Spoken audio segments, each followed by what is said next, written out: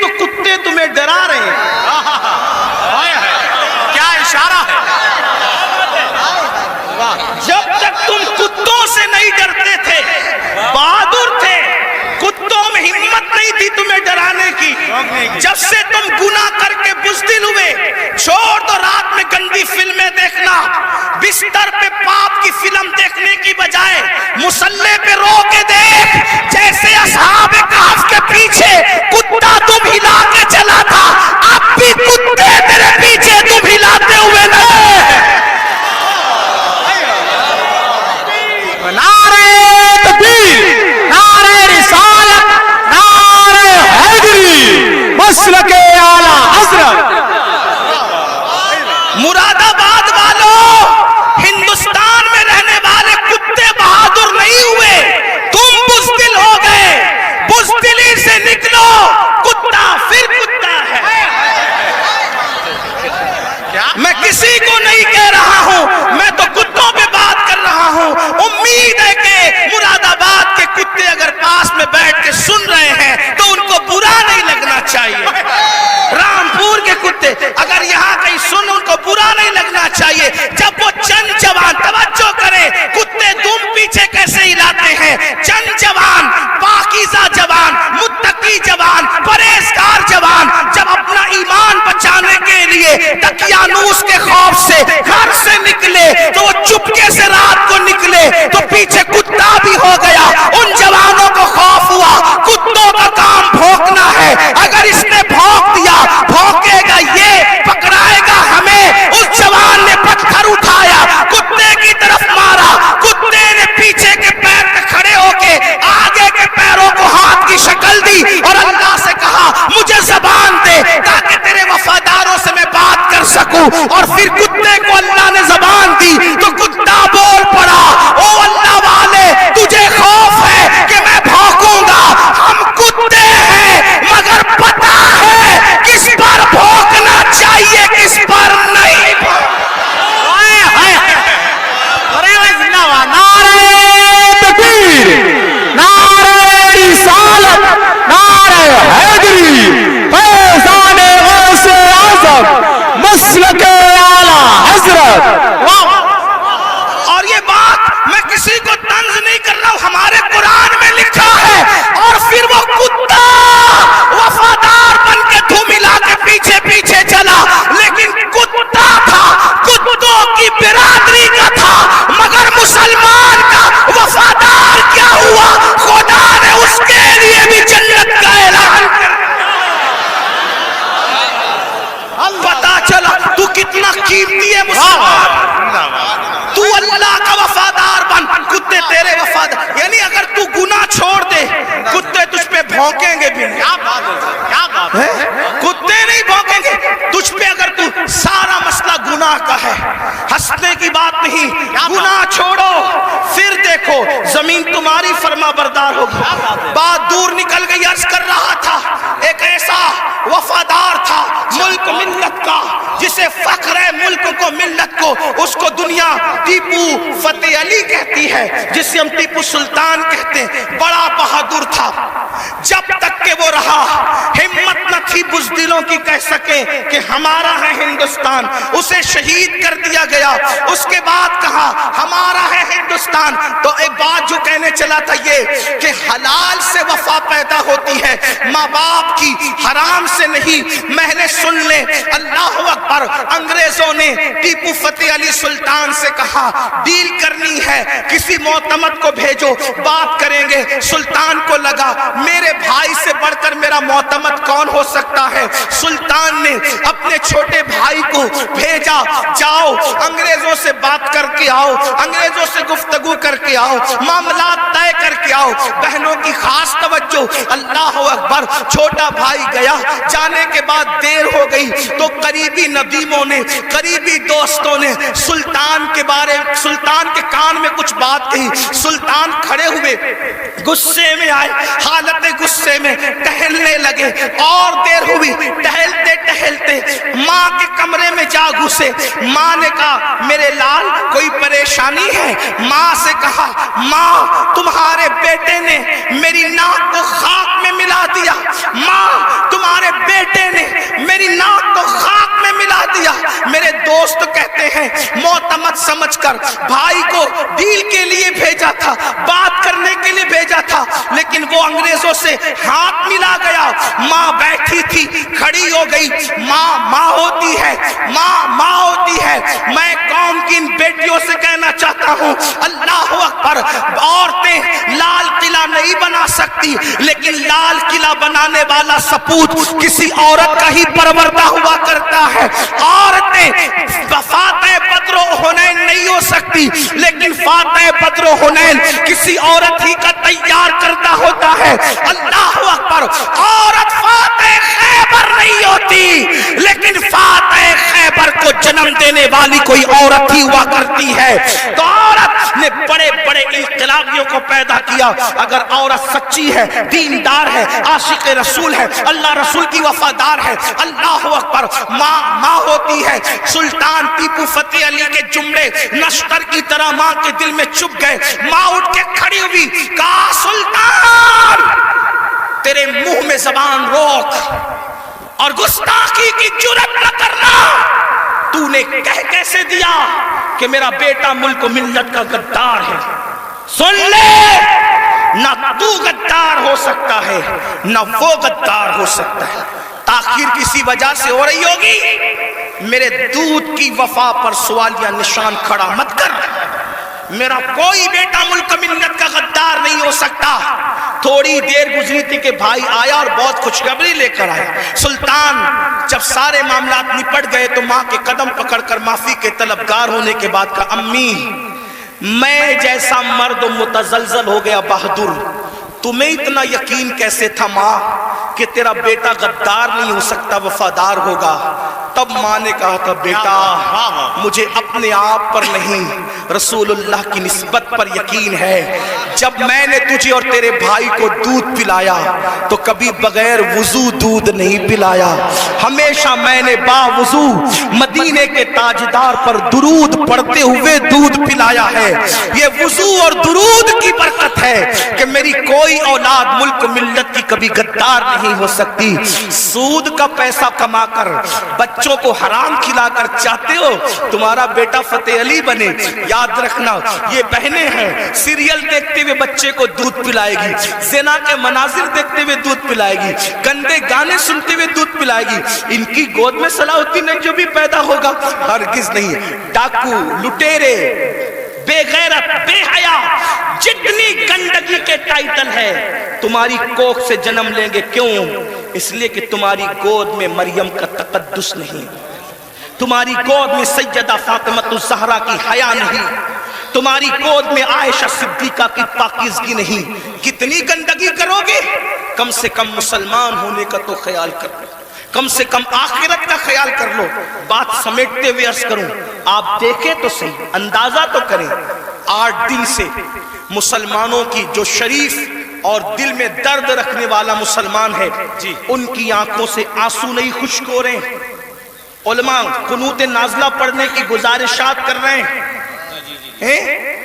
قبل اول بیت المقدس کا کیا حال, فلسطین کی سرزمین پر مسلمانوں کی پوزیشن. ہم سے زیادہ انٹرنیٹ کا استعمال آپ کرتے, ہم سے زیادہ یوٹیوب فیس بک استعمال آپ کرتے ہو. دیکھو ان کے گھروں کا حال, غور کرو, سوچو, توجہ کرو. نہیں دیکھی وہ کلپیں, ایک ماں کے 2 بچے, دونوں شہید ہو گئے, اس کی گود اجڑ گئی. میں یہاں جو مائیں اور بہنیں موجود ہیں ان سے کہنا چاہتا ہوں, کسی ماں کی گود کا درد ایک عورت سے زیادہ کون محسوس کر سکتا ہے. لیکن ہم کیا کر رہے ہیں پتہ ہے, ہم اتنا بڑا کارنامہ انجام دے رہے ہیں اس میں, فلسطین کے مسلمانوں کے اس میں, کہ جو ویڈیو اور جو کلپیں اور فوٹوز آ رہے ہیں بس ایک دوسرے کو گروپ میں شیئر کر رہے ہیں, دیکھو یہ ہو رہا ہے, یہ ہو رہا ہے. ان کے لیے کیا گیا, ان کے دکھ میں کہاں شریک ہو تم, بتاؤ. اللہ کے رسول صلی اللہ علیہ وسلم نے فرمایا, مومن ایک جسم کی طرح ہوتا ہے. جسم کے کسی بھی حصے کو تکلیف پہنچے پورا جسم تڑپے گا. آنکھ میں اگر کچرا چلا جائے آنکھ روئے گی, دماغ مشورہ دے گا, ہاتھ حرکت کرے گا, پلان بنے گا, کچرا نکالا جائے گا. کوئی یہ کہے گا کہ نہیں، ہاتھ یہ نہیں کہے گا کہ مجھے تکلیف نہیں ہے میں کچھ نہیں کروں گا، دماغ کہے گا کہ مجھے کوئی پرابلم نہیں ہے میں کچھ نہیں کروں گا، مجھے کیا، میں تو نہیں، جب تک جسم میں جان ہے کوئی تک گزرو، پیر درد کر رہا ہے، آنکھ رو رہی ہے، دل دھڑک رہا ہے، حالانکہ آنکھ اور پیر میں کتنا فاصلہ ہے، ہاتھ بے چین ہو رہا ہے، دل کی دھڑکنیں تیز ہو رہی ہے، کب تک، جب تک جسم میں جان ہے، لیکن جان نکل گئی پھر اس کو مارو کاٹو کچھ بھی کرو، کوئی تکلیف ہوگی کوئی درد ہوگا نہیں ہوگا۔ تو جب تک مسلمانوں میں ایمان ہے کسی بھی مسلمان کو دنیا کے خطے میں تکلیف پہنچے گی وہ تڑپے گا، وہ بے چین ہوگا، وہ بلبلائے گا، وہ بلکے گا۔ آپ سے پوچھتا ہوں کیا دکھ میں شریک ہوئے؟ ہاتھ مت اٹھانا لیکن اپنے آپ میں ڈوب کر سوچو کتنے مسلمان ہیں جنہوں نے فلسطینی مسلمانوں کے لیے اللہ کی بارگاہ میں رو رو کر دعا کی۔ جو قوم اتنی خود غرض ہو کہ وہ اپنے پڑوس میں رہنے والے بھائی کے دکھ پر نہیں روتا، وہ فلسطینیوں کے دکھ پہ کیا روئے گا؟ ان سے کوئی تمہارا رشتہ نہیں ہے؟ جن کی گود خالی ہو گئی، جن کے گھر ویران ہو گئے، آبادیاں قبرستانوں میں تبدیل ہو گئی، سوچو ان کے گھر کی چھت بھی ختم ہے، وہ بغیر چھت کے زندگی گزارے، جوان جوان عورتیں بیوہ ہو گئی ہیں، لاشیں اتنی لاشیں ہیں کہ پہچان نہیں ہو رہی ہے، دفن کرنے کے لیے جگہ کا معاملہ، کفن کا معاملہ۔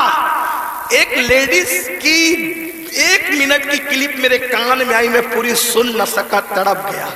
وہ کہہ رہی تھی انگلش میں کہ ہمارے چھوٹے چھوٹے فلسطینی بچے اب اپنے ہاتھوں پر نام لکھ رہے ہیں، اور اپنے ہاتھوں پر اس لیے نام لکھ رہے ہیں کہ ان کو ایسا لگتا ہے پتہ نہیں ظالم اسرائیل کی طرف سے کب بم برس جائے اور ہم مر جائیں تو نام ہاتھ پہ لکھ دے تاکہ ہمارے گھر والے اسی نام کی وجہ سے ہمیں پہچان سکیں۔ کوئی تعلق نہیں ان سے آپ کا۔ آج بھی مسلمان مسجد کو ویران کرتا رہے گا، آج بھی زنا کی فلم دیکھو گے تم، آج بھی چہرے سے داڑھی مڈا کر گٹر میں پھینکو گے تم۔ برا مت ماننا، وہ جس بہن کے دونوں بچے اس کی گود میں شہید ہو گئے، اگر اس بہن کی بجائے آپ کی بہن ہوتی تو بھی آج آپ ایسے ہی گناہ کرتے۔ اللہ ان کی چھتیں جو برباد ہو گئی، اللہ نہ کرے، اللہ تمہیں وہ دن کبھی نہ دکھائے، فقیر کی دعا ہے، اگر ان کی جگہ تمہارے بھی چھتیں ختم ہو جاتی تو تم ایسے ہی دھینگا مستی کرتے، ایسے ہی عیش و عشرت کرتے؟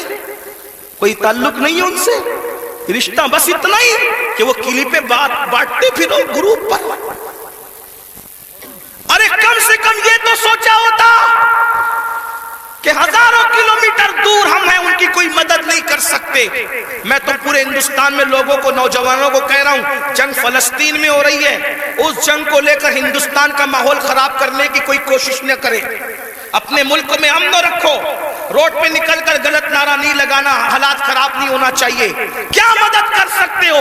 آسان طریقہ، 1450 سال پہلے رسول اللہ نے ہتھیار دیا، الدعاء صلاح المومن، دعا مومن کا ہتھیار ہے۔ روڈ پہ نکلنے کی بجائے 5 وقت مسجد کو بھر دو اور ہر مسلمان گڑ گڑا کر فلسطینیوں کی مدد کے لیے اللہ سے دعا کرے، بیت المقدس کی حفاظت کے لیے دعا کرے اور ظالموں کی بربادی کے لیے دعا کرے۔ ہتھیاروں میں جتنی طاقت نہیں ہے اس سے زیادہ طاقت اللہ نے مسلمانوں کی دعا میں رکھی ہے۔ انشاءاللہ تم گڑ گڑاؤ گے، گناہ سے توبہ کرو گے، دعا کرو گے، انشاءاللہ فلسطینیوں پر اللہ کی مدد نازل ہوگی، بیت المقدس کی حفاظت ہوگی، ظالم کیفر کردار تک پہنچے گا۔ لیکن بڑی معذرت کے ساتھ نہیں آتے ہو نا، مسجد کی طرف نہیں آتے ہو، سب طرف جانا چاہتے ہو، مسجد کی طرف نہیں آتے ہو۔ پھر کہتا ہوں کتے سے سیکھ لیا ہوتا، جب کوئی کتے کو ڈنڈا مارتا ہے تو کتا چلاتے ہوئے کسی اور کے دروازے پہ نہیں جاتا، کتا چلاتے ہوئے اپنے مالک کے دروازے پہ آتا ہے۔ کتے کو پتا ہے کوئی مار رہا ہے، اگر مار سے مجھے کوئی بچا سکتا ہے تو میرا مالک ہی بچا سکتا ہے۔ مسلمانوں، دنیا تمہیں اتنا پیٹ رہی ہے، دنیا تمہیں اتنا لوٹ رہی ہے، کتا پٹنے کے بعد مالک کی چوکھٹ پہ آ جاتا ہے. تم انسان ہو کر کب آؤ گے مالک کے دروازے پر؟ اللہ کے دروازے پہ کب آؤ گے؟ یاد رکھنا کل بھی اپنے مسائل کا حل اللہ کی چوکھٹ پہ تھا, خدا کے در پہ تھا. آج بھی اپنے مسائل کا حل اللہ کی بارگاہ میں ہے. پلٹ آؤ اللہ کی طرف. کہیں پناہ نہیں ملے گی, پناہ ملے گی تو اسی کی بارگاہ میں ملے گی. رجوع ہو جاؤ اس کی طرف. گناہ کر کے نہ کسی کو عزت ملی ہے نہ آپ کو عزت مل سکتی ہے. مجھے پتا ہے ان ہزاروں جوانوں میں کچھ ایسے سعادت مند چہرے مجھے نظر آ رہے ہیں جن کے دلوں میں واقعی امت کا درد ہے, قوم کا درد ہے. وہ پلٹیں گے, وہ توبہ کریں گے, وہ نادم ہوں گے.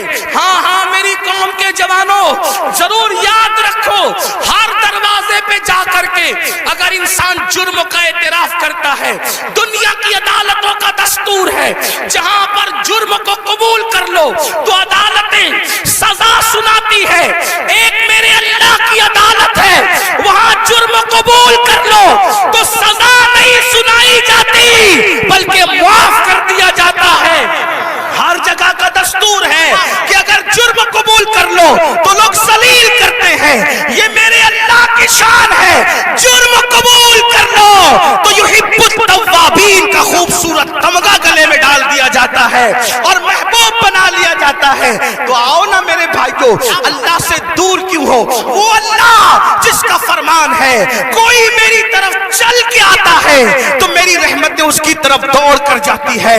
یاد رکھنا لڑکا لڑکی کے ناجائز تعلقات میں کوئی لطف نہیں ہے, یہ توائی ہے. آؤ اللہ سے تعلق جوڑیں. کیا بات, واہ, آؤ اس کے قریب ہو جائیں. سبحان اللہ. میں نے تو یہ بزرگوں سے سنا بھی اور محسوس بھی کیا, سب سے تعلق جوڑنا مشکل ہے.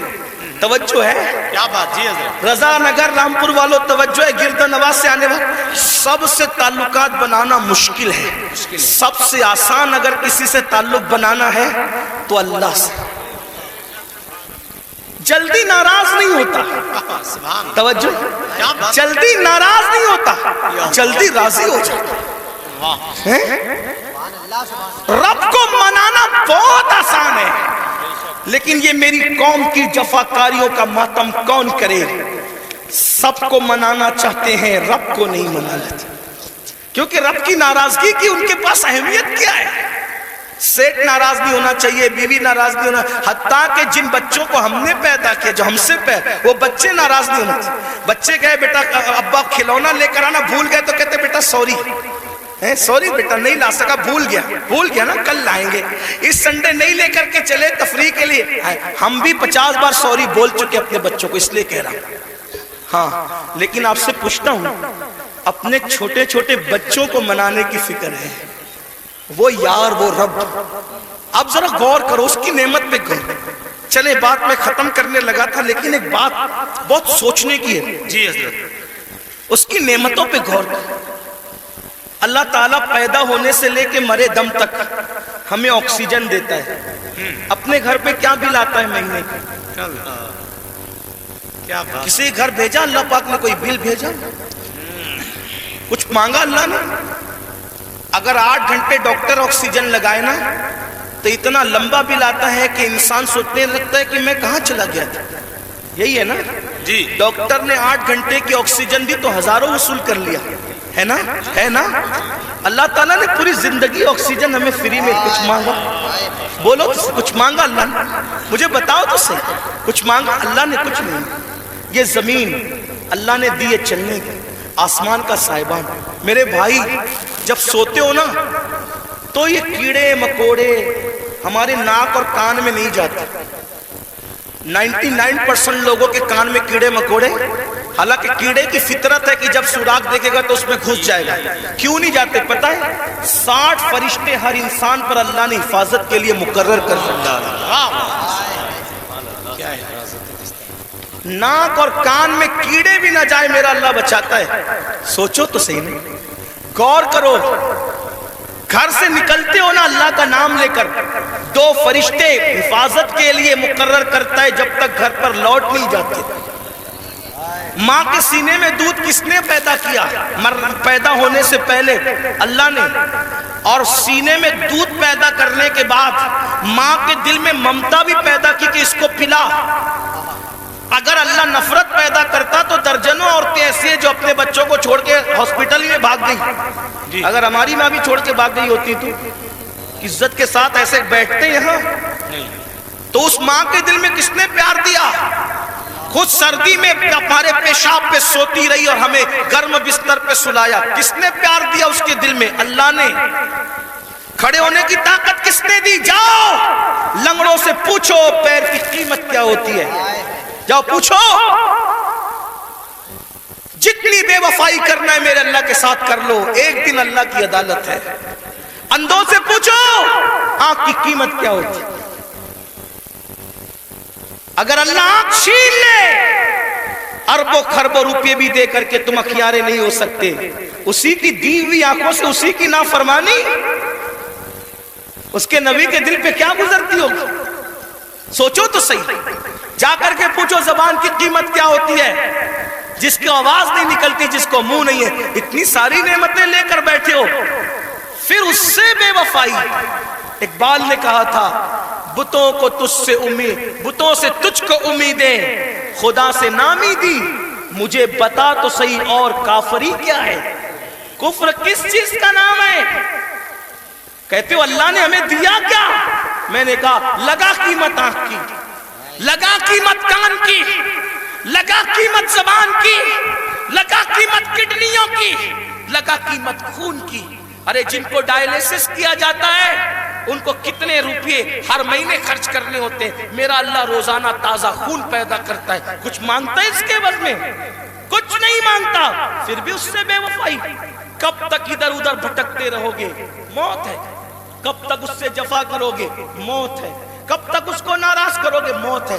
میرے بھائیوں اتنا سوچو، دنیا میں اتنا دیا ہے، آخرت میں کتنا دے گا؟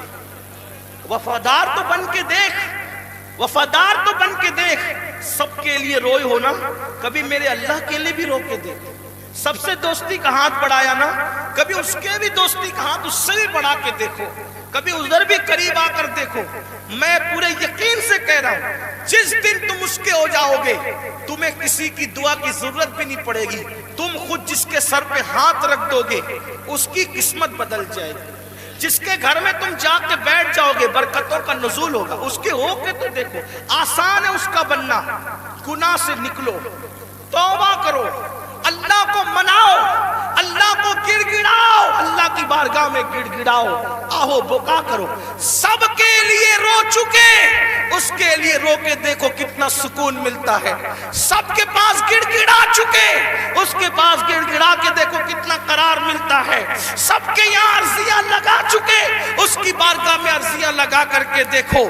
آخری جو بات کہنی ہے سنیں. ایک بہت خوبصورت جوان تھے، حضور علیہ السلام ان سے پیار کرتے تھے کیونکہ جوانی میں وہ سردار بن گئے تھے. سردار کس کے؟ قبیلے کے. قبیلے کے سردار بن گئے تھے. اس خوبصورت جوان کا نام حدیث میں دہیہ کلبی آتا ہے. بنو کلب کے سردار تھے، دہیہ نام تھا، دہیہ کلبی.